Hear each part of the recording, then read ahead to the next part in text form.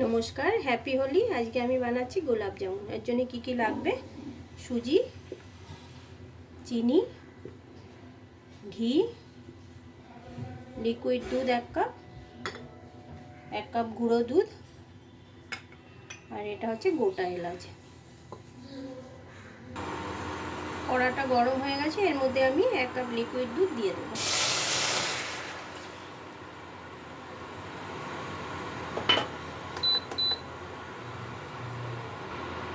এর মধ্যে 1 চামচে ঘি দিয়ে দেব।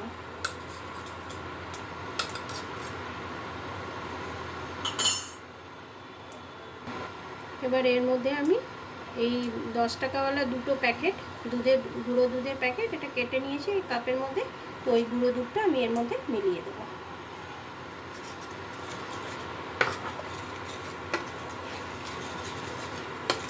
ভালো মতো মেলাতে হবে।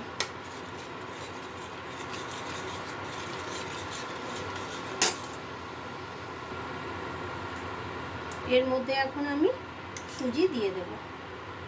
এই 1 চামচে দিচ্ছি আর এতটা দিয়ে দিলাম, বাস আর লাগবে না। দিয়ে ভালো মতো মেলাতে হবে। মিলিয়ে মিলিয়ে পুরো ঘন করে দিতে হবে।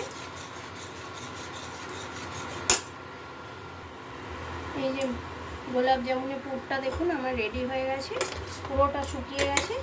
এবার আমি এগুলো হাতের মধ্যে গড়ে নেব মিষ্টির আকারে। এইভাবে পুরো শুকনো করে বানাতে হবে।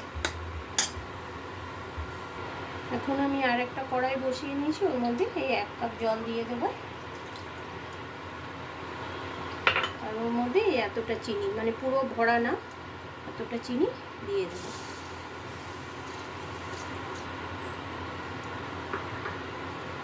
দিয়ে এটাকে চিনিটা গুলে গেলে ব্যাস শিরাটা আমার তৈরি হয়ে যাবে।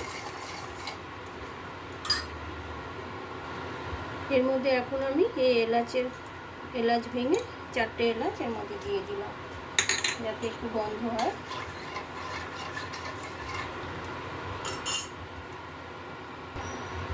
চিনির শিরাটা আমার হয়ে গেছে। এর মধ্যে আমি এখন বন্ধ করে দিয়েছি এটা। আমি এর মধ্যে 1 চামচ রোজ ওয়াটার দিয়ে দেবো, কারণ এটা গোলাপ জামুন তো, তাহলে গন্ধটা ভালো ছাড়বে। এই যে গোলাপ জামুনের যে পুরটা বানিয়ে নিয়েছিলাম ঠান্ডা হয়ে গেছে, দেখুন কি সুন্দর, হাতেও লাগছে না। এই যে এটা এইভাবে ভালো মতো হাত দিয়ে একটু মিশিয়ে নিতে হবে, ভালো মতন একটু প্রেসার দিয়ে।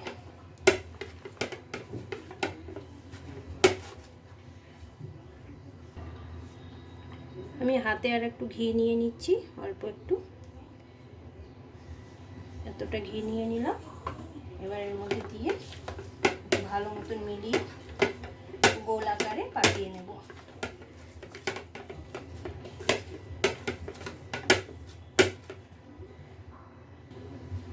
এটা আমার মাখা হয়ে গেছে। এরকম করে করে এভাবে আমি পিস করে করে নিচ্ছি। যে যতটা পারে বড় করতে পারে বা ল্যাংচার আকারও দিতে পারে লম্বা করে, তো আমি গোলই বানাচ্ছি।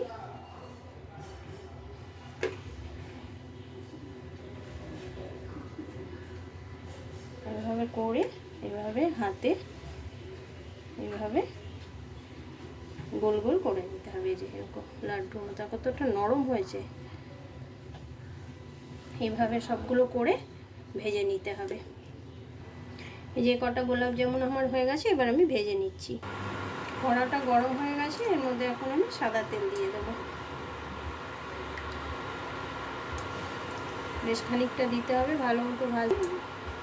আর এর মধ্যে 1 চামচে মতো ঘি দিয়ে দেবো, মানে একটু ঘিয়ের গন্ধটাও আসবে ভালো লাগবে। এই এতটা ঘি মিলিয়ে দিতে।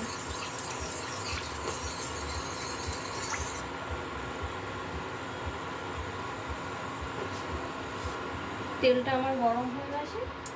এবার এর মধ্যে এইগুলো আমি মিষ্টিগুলো ভেজে নেব। এই বেশি হয়নি, তেলটা কিন্তু খুব গরম মানে করা যাবে না, হালকা গরম করে ছেড়ে দিতে হবে। এই যে আমার গোলাপ জামুনগুলো আমি ভেজে রসে দিয়ে দিয়েছি, তো রসটা ঠান্ডা ছিল, তো এই জন্য রসটা একটু গরম করতে হবে। আর এটা 2-3 ঘন্টার মতন রাখতে হবে।